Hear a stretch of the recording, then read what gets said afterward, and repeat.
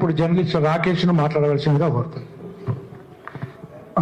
అంటే ఇంతకుముందు కేవీఆర్ అన్న మాట్లాడుతూ కూటమి ప్రభుత్వాన్ని ప్రశ్నించే మొగాడివా అన్నారు పోలీసులు అని చెప్తాను. అంటే ఆ విషయాన్ని మనం ఎట్లా అర్థం చేసుకోవాలంటే, తెలంగాణ ఆడబిడ్డ బెల్లి లలితక పాట పాడితేనే భయపడి ఆమెను నరికినటువంటి చేతగాని దద్దమ్మలకు మనం ప్రశ్నించేది అంటే అట్నే కనబడుతుంది. ఎందుకంటే తెలంగాణ ఆడబిడ్డలకే వాళ్ళు ఉచ్చబోసుకుంటారు.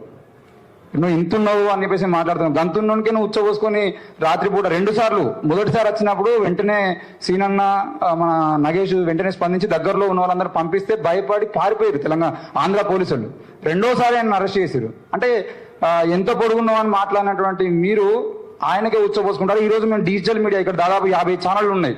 నేను ఈరోజు ఆంధ్రాకి సంబంధించిన ముఖ్యమంత్రిని, డిప్యూటీ సీఎం పవన్ కళ్యాణ్కి మేము ఆ సవాల్ విసురుతున్నాం. మీకు దమ్ముంటే మీకు కొమ్ము కాస్తున్న మీ మీడియా ఛానల్ అని తీసుకొని రండి. ఇక్కడ 50 ఛానళ్ళు ఉన్నాం. మేము కేవీఆర్ మాట్లాడినటువంటి మాటల మీద డిబేట్కి సిద్ధంగా ఉన్నాం. దమ్ముంటే చేతనైతే మీ డిజిటల్ మీడియాలను, మీ ఛానళ్లను, మీకు కొమ్ము కాస్తున్నటువంటి ఛానళ్ళ ఓనర్లను పట్టుకొని రండి, చర్చ చేద్దాం.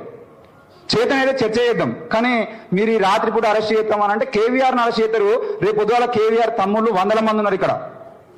పవన్ కళ్యాణ్ను, చంద్రబాబును ప్రశ్నించడం కోసం మేము ఎందుకు తెలంగాణలో, మీరెందుకు మాట్లాడుతున్నారని మాట్లాడతారు. మీరు ఎందుకు ఉన్నారా భయ తెలంగాణలో? మీకు రోగం వచ్చిందంటే తెలంగాణ హాస్పిటల్ కావాలి. మీరు సండే వచ్చిందంటే మీ మనవాళ్ళతో ఆడుకోవడానికి తెలంగాణ కావాలి. మీ ఇంటికాడ ఇప్పటికీ చంద్రబాబు నాయుడు ఇంటి ఆ సందులోకి వెళ్ళిపోవడం అంటే కూడా కనీసం 50-60 మంది పోలీసులు ఉంటారు. మీకేం పని ఇక్కడ తెలంగాణలో? మీకు మొగతనం ఉంటే, మీరు చేతనైతే, మీరు మొగోళ్ళు అనుకుంటే మీరు ఖాళీ చేసిపోర్రా భయ్. మీ గురించి మేము ఎందుకు మాట్లాడతాం? ఇక్కడ భూముల మీద, ఇక్కడ అస్తిత్వం మీద, ఇక్కడ ఇప్పటికీ తెలంగాణలో మతం పేరుతో దాడులు చేయించడం కోసం కుట్రలు చేస్తున్నటువంటి మొత్తం లిస్టు తీస్తే అందరూ ఆంధ్రలో వచ్చిన వాళ్ళే. తెలంగాణ రాజకీయాలను మాత్రమే కాకుండా తెలంగాణలో ఉన్నటువంటి ప్రజల ఆ శాంతిని కూడా మొత్తం చెరచడం కోసం వీళ్ళు కుట్రలు చేస్తూ ఉన్నారు. దాన్ని కూడా మనందరం అర్థం చేసుకోవాలి. రెండవ విషయం ఏంటంటే, మొన్ననే ఫిబ్రవరి 3వ తారీఖు నాడు సుప్రీంకోర్టు తీర్పిచ్చింది. సోషల్ మీడియాలో పుడుతున్నటువంటి పోస్టులకు సంబంధించిన విషయంలో ఎఫ్ఐఆర్లు నమోదు చేయడాన్ని హైకోర్టు అంతకుముందే 2025 సెప్టెంబర్ 11వ తారీఖు నాడు గడ్డం దుర్గం శశిధర్ గౌడ్ అనే వ్యక్తి రేవంత్ రెడ్డి మీద ఒక పోస్ట్ పెడితే దాని మీద 3 ఎఫ్ఐఆర్లు నమోదు చేస్తే 3 ఎఫ్ఐఆర్లను కొట్టివేస్తూ సోషల్ మీడియాలో పెట్టేటువంటి పోస్టులకు సంబంధించిన విషయంలో ఎట్టి పరిస్థితుల్లో ఎఫ్ఐఆర్లు నమోదు చేయొద్దని తెలంగాణ హైకోర్టు తీర్పిస్తే దాన్ని సమర్థిస్తూ సుప్రీంకోర్టు తీర్పిచ్చింది. ఇది అన్ని రాష్ట్రాలకు వర్తిస్తాయని చెప్పింది. ఈ రోజు తెలంగాణ యువకుని ఆంధ్ర పోలీసులు అరెస్ట్ చేయడం అనేది సుప్రీంకోర్టు తీర్పుకు వ్యతిరేకం. మీకు చేతనైతే సుప్రీంకోర్టు తీర్పులు చదవండి. ఈ చేతగాని చర్చలు చేసుకుంటూ, చేతగాని చర్యలు చేసుకుంటూ కనుక ఉంటే మేము ఆ విక్రమ్ సింహాల తోలు తీయడానికి కూడా సిద్ధమవుతాం. ఇక్కడ తెలంగాణలో ఎంతోమంది పోలీసులు ఇక్కడ ఉన్న జర్నలిస్టుల జోలికి వచ్చారు. తర్వాత తిరిగి వాళ్ళ మీద పడితే ఈ రోజు ముడుచుకొని కూర్చున్నటువంటి సందర్భాలు చాలా ఉన్నాయి. మేము ఇప్పుడు సీఎంను, డిప్యూటీ సీఎం ప్రశ్నిస్తున్నాం కావచ్చు.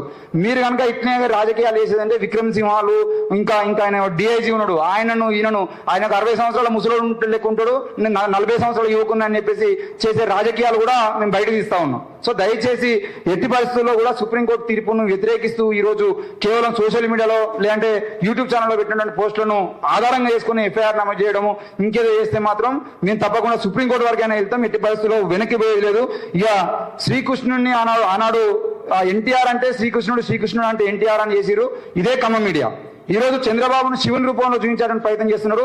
మేము ఎట్టి పరిస్థితుల్లో ఊరుకున్నాం. ఇంతకుముందు చాలా సందర్భంలో అంబేద్కర్ విగ్రహాలకు కూడా ఎన్టీఆర్ రూపం వచ్చేటట్టుగా తయారు చేసినటువంటి చంద్రబాబు ప్రభుత్వం కూడా మేము చాలా సందర్భాలు ప్రశ్నించినాం. సో ఈ రకమైనటువంటి దేవుళ్ళ చుట్టూ వీళ్ళే రాజకీయాలు వేసి ఆ రాజకీయాల గురించి మనం మాట్లాడితే మనోభావాలు దెబ్బతిన్నాయి అంటున్నారు.